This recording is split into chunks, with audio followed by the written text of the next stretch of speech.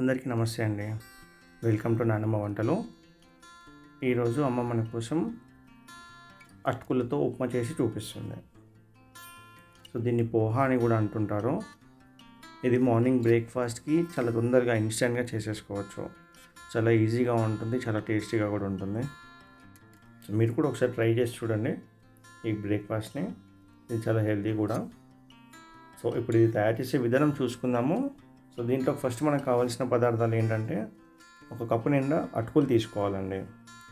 దాంతోపాటు ఒక 2 టీ స్పూన్ల పల్లీలు, కొన్ని జీలకర్ర, కొన్ని ఆవాలు, 1 టీ స్పూన్ మినపప్పు, 1 టీ స్పూన్ శనగపప్పు, ఒక ఎండుమిర్చి, 2 పచ్చిమిర్చి, ఒక ఉల్లిగడ్డ, కొంచెం 2 రెక్కల కరివేపాకు, ఇంకా ఉప్పు, పసుపు సరిపోయినంత తీసుకోవాలి. సో ఇప్పుడు చేసుకోవడానికి స్టార్టింగ్ ఫస్ట్ అయితే స్టవ్ ముట్టి చేసేసుకుని బగోన పెట్టేసుకుందాం. బగోన కొంచెం హీట్ అవ్వగానే ఒక 2 స్పూన్ల ఆయిల్ వేసేసుకోవాలి. ఆయిల్ కొంచెం వేడైన తర్వాత దాంట్లోకి మనం తీసుకున్న 2 స్పూన్స్ పల్లీలు వేసేసుకొని కొంచెం వేయించుకోవాలి. దాంట్లోకి కొంచెం ఆవాలు జీలకర్ర తీసుకున్నాం కదా, అవి కూడా వేసేసి చిటపట్లాడేదాకా పెట్టేసుకోవాలండి. ఇప్పుడు దీన్ని ఒకసారి కలిపేసుకుందాం. కలిపేసుకొని కొంచెం వేయించుకోవాలి. ఇప్పుడు దీంట్లోనే టీ స్పూన్ మినపప్పు, టీ స్పూన్ శనగపప్పు, వాటిని కూడా యాడ్ చేసేసుకొని కలిపేసుకుందాం ఒకసారి. ఇలా కొంచెం సేపు కలుపుకున్న తర్వాత, అంటే కొంచెం సేపు ఇన్ ద సెన్స్ ఒక హాఫ్ మినిట్ వరకు కలిపిన తర్వాత దాంట్లోకి మనం తీసుకున్న ఉల్లిపాయలు, ఆ పచ్చిమిర్చి అయితే 2 తీసుకున్నామో దాన్ని ఇట్లా 4 ముక్కలుగా కట్ వేసేసుకోవాలి. ఇంకా కరివేపాకు రెక్కల్ని వేసేసుకోవాలి. సో మళ్ళీ ఒకసారి వీటిని బాగా మిక్స్ చేసేసుకోవాలి. ఇవన్నీ మంచిగా ఆయిల్లో వేగే వరకు కలుపుతూనే ఉండాలి. కొంచెం లైట్ కలర్ చేంజ్ అయితే చాలండి, దీనికి ఎక్కువ కావాల్సిన అవసరం లేదు. ఇప్పుడు దీంట్లోనే ఎండుమిర్చి కూడా 2 ముక్కలుగా చేసేసుకొని యాడ్ చేసేసుకుందాము.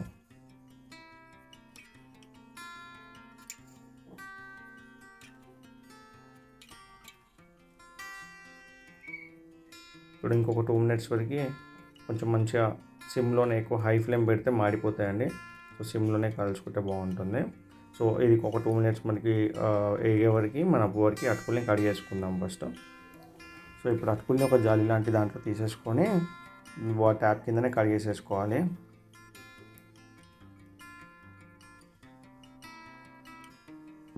వన్ 2 టైమ్స్ మంచిగా వాష్ చేసేసుకుంటే నీట్గా అయిపోతుందండి. సో యాక్చువల్లీ కొంచెం పచ్చిగా కూడా ఉండాలన్నమాట మనకి. సో దానికోసమే కడుక్కుంటాము. ఇప్పుడు వాషింగ్ అయిపోయింది. దీన్ని ఒక 2 మినిట్స్ వరకు వాటర్ అన్ని పోయే వరకు పక్కన పెట్టేసుకుందాము. అప్పటి వరకు ఈ తాలింపులోకి మనము 1/2 టీ స్పూన్ పసుపు, 1/2 టీ స్పూన్ ఉప్పు రెండింటిని యాడ్ చేసేసుకొని మళ్ళీ ఒకసారి బాగా కలిపేసుకోవాలండి. ఈ పసుపు ఉప్పు మొత్తం మిక్స్ అయ్యేలాగా బాగా కలిపేసేసుకొని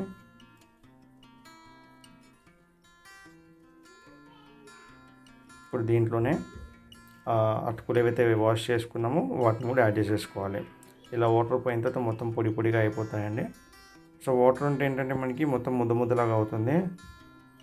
అందుకే మనం కొంచెం వాటర్ పోయేదాకా పెట్టేసేసుకొని యాడ్ చేసేసుకోవాలి. ఎక్కువ టైం ఏం తీసుకోవాలి, జస్ట్ 2 మినిట్స్లో వాటర్ అన్నీ క్లీన్ అయిపోతాయి వాటికి. సో ఇప్పుడు అటుకులు మొత్తం తాలింపు కలిసే వరకు అటుకుల్ని కలిపేసుకోవాలి.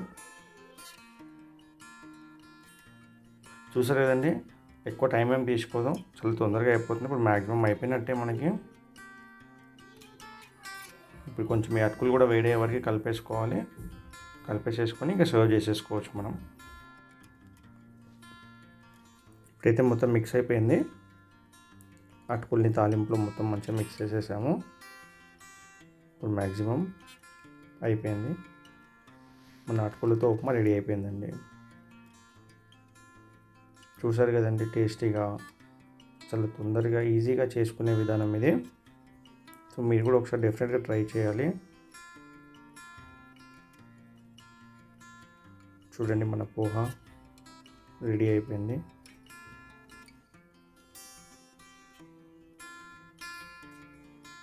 దీంట్లో మనం పప్పులు వేసుకుంటాం కదండి తింటప్పుడు ఏంటంటే ఆ మినపప్పు శనగపప్పు వచ్చినప్పుడు ఇంకా టేస్ట్ ఎక్కువ అవుతుంది, ఇంకా టేస్ట్ బాగుంటుంది వాటితోటి. సో ఇది మనం అటుకులతో ఉప్మా రెసిపీ అండి. చూశారు కదండి, ఇన్స్టెంట్గా ఎలా చేసేసుకున్నాము. సో మీకు కూడా వీడియో నచ్చింది అనుకుంటున్నాము. ఒకసారి వీడియో ఎలా ఉందో కమెంట్ చేసి చెప్పండి. అలాగే లైక్ చేసి షేర్ కూడా చేయండి. ఇలానే ఛానల్ని సపోర్ట్ చేస్తూ ఉండండి. మీకోసం మమ్మీ మరిన్ని వీడియోలు చేసి చూపిస్తుంది. ఇంతవరకు చూసినందుకు చాలా చాలా థ్యాంక్స్ అండి. Thank you for your support. Next వీడియోలో మళ్ళీ కలుద్దాం.